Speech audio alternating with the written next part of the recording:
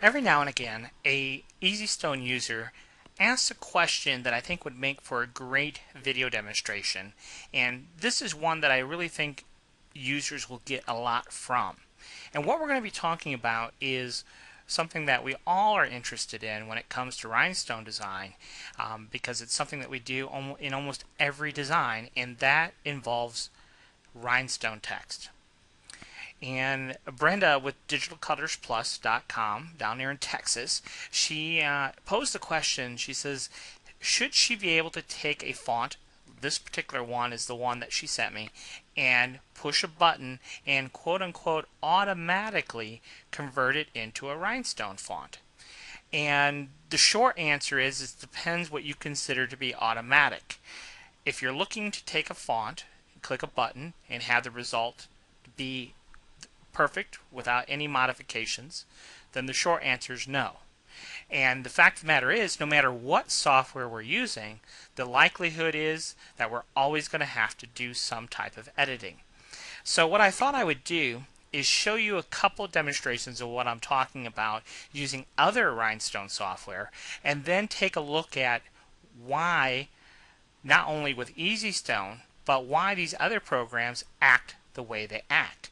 So over here in FunTime, all I did is just copied and pasted from CorelDRAW here into FunTime.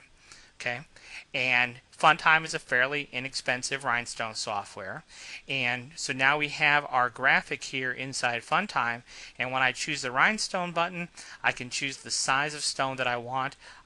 I could actually give it a very specific spacing and stone size if I wanted to, and then we'll go ahead and choose Apply.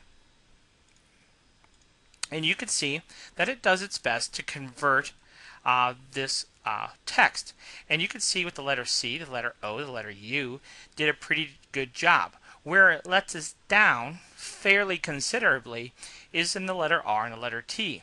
So you can see with this particular software, there's going to be a fairly good amount of editing that we would need to do to get the R and the T up to par, right? So we'll go ahead and close FunTime because we won't use that. Now let's take a look at another software. Now this is Artistic Crystals. We have the exact same font here, and you can see the height is only about a 1-inch height, so it's a fairly small object that we're dealing with. Now what I have an outline property assigned to this text, and so then I can choose I could just come in here and choose crystals, and you can see how good a job it does in converting. Now this is using SS10, so let's try some SX6 stones. Okay, and that does a pretty decent job, but there's something happening here with the letter R. You can see the letter T is a little goofy. The C and the U are okay, but you can see we have an issue here with the O, and we can try to adjust our offset. Sometimes that will help, but that doesn't seem to be helping for this example. So let's choose no outline, and let's go back over to the fill. See if we can get any better result just using a crystal fill. So we'll go ahead and choose the crystal fill, and now you can kind of see the result that we get with it with using what they call a shape fit. But what if we change it to single line? Now you can see we get a much better result. The letter C, the letter O, the letter U again is all good, but we have issues with our letter R and our letter T, just like we did with FunTime, right? And you know, we could come in here, choose this offset feature, and immediately as soon as we do that, you can see we get a little bit better result here with our letter R. Still, we would have to do some fairly serious editing. I shouldn't say serious editing, but a fair bit of editing nonetheless for our letter R. And now we could see if changing the offset value, just that one tenth of a millimeter difference, and you can see we get a very different result. What if we go up a tenth? And sometimes, you know, we'll go up a few here. Oh, look at there. So I chose a little bit more offset, and look at the difference that we have in our letter T. See, our letter T definitely looks better than the default value, but the letter R, we still have issues with it.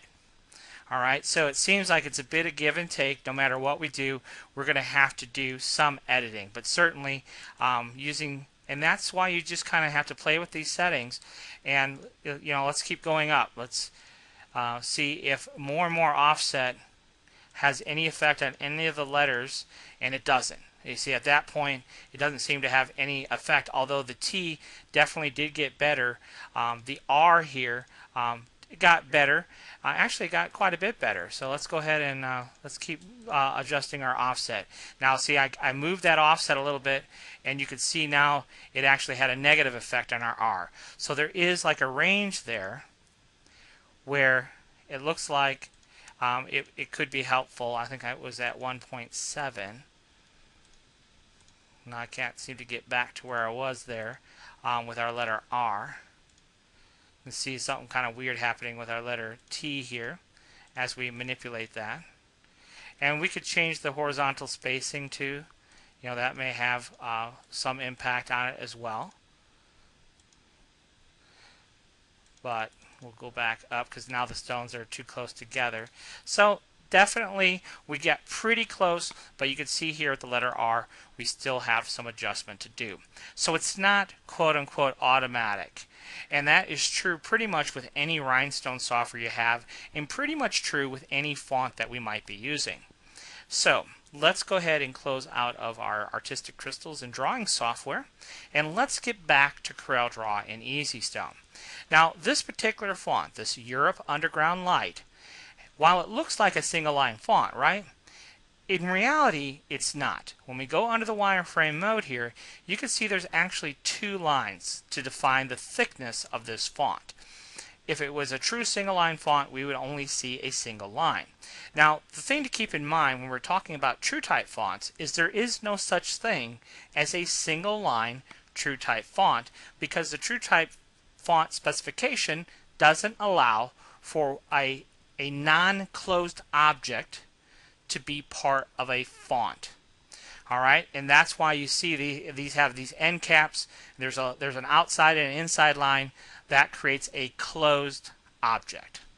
So what we need to do is utilize the tools in EasyStone, understand how EasyStone is going to interpret this text, and look at a couple of different ways that we could stone this text. Now, one way we could do it very easily, especially with a thin font like this, is I'm just going to make a duplicate here, is I'm going to go to bitmap, convert to bitmap, convert that to a bitmap, and then do a center line trace. We'll do technical or line, doesn't really matter which, accept the defaults for what they are because this is a very simple font, and now we have the outline. Now if you look here, it says group of 5 objects. We're just going to right click and ungroup, and now we have individual letters, but also we have single lines. You can see here, unlike here where we have double, here we have singles, right? So now we could just select all of those and come to our stone tab, choose our stone size, and hit add stones. And you could see we would get pretty decent results. Now you can see if I go to enhance mode, just like in every other software, we have some adjustments to do with our letter T, we have some adjustments to do with our letter R, but the rest of it turns out pretty good. Now let's go ahead and go back into wireframe mode. Now that's probably the easy way to do it, but there is another way we could go about doing it that's fairly easy as well, and that is to use the vector version of our font. But because we have 2 paths, we need to eliminate one. So the first thing that we're going to do is come to our editing tab and choose the break rtext function. And what that does is converts every letter into its own separate object, and it's no longer artistic text. So that's the first step that we have to do. Then the next step that we have to do is we have to get rid of the duplicate line that we don't no longer want. So for example, with our letter C here, we're going to choose the break at node function, and we can see what we're asking the software to do is to break every node that has an angle greater than 65 but less than 120.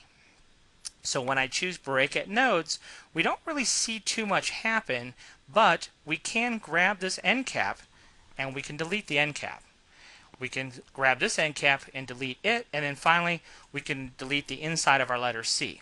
Now for the letter O, those are already, because these were two closed objects, that's already broke apart for us. For our letter U here, we would choose break at nodes, do the same thing, delete the end caps, delete the inside of our letter U. Now we don't have to do this break at nodes one at a time. We can select all the letters at once and choose break at nodes, no problem. Okay. Now for the letter R here, we need to basically do the same thing. We're going to delete the inside line, we're going to delete that line. Now here, where this R comes down, we're going to do something a little bit different. I'm going to grab our shape tool, and we're going to delete that node and choose break at node, and now it's going to actually break that angle. So this bottom half we can delete. So now you can see we have basically two separate lines there. And our end caps, we'll go ahead and delete the end caps. Now for our letter T, we're going to delete the bottom end cap, the end cap on the right and the left. We're going to delete the horizontal lines, and we need to delete one of the vertical lines. Whoops, I deleted both of them. And now we have all of our single lines that we can now come in here, go to our stone tab and choose add stones. And there we have it. So we'll go back to our enhanced mode here, and we can better see this. We'll give that no fill. And you can see the letter C, the letter O, and the letter U perfectly stoned. The letter T is pretty close to perfect, but there is some adjustment we have to do, as is there for the letter R. So we're going to select all of our text, choose break stones, and then the next thing we're going to do is we're going to come over here to our editing tab and choose the check spacing function. And what that will do is it will check for stones that are directly on top of one another, and it did find two of them, so it'll go ahead and delete those. And now we can come in here and make our fine-tune edits. So like for our letter R here, we'll go ahead and delete that stone, and for our letter T, we'll delete that one. And then what we'll do is we're just going to nudge this stone up. Now these stones here, I'm just going to double check that they're exactly spaced horizontally by hitting Shift P. And you can see something happened there. And I didn't realize, but if we go to wireframe mode, you can see our paths are all still there for our letters. So let's select that and get rid of those by coming to our selection tab and choosing select define paths.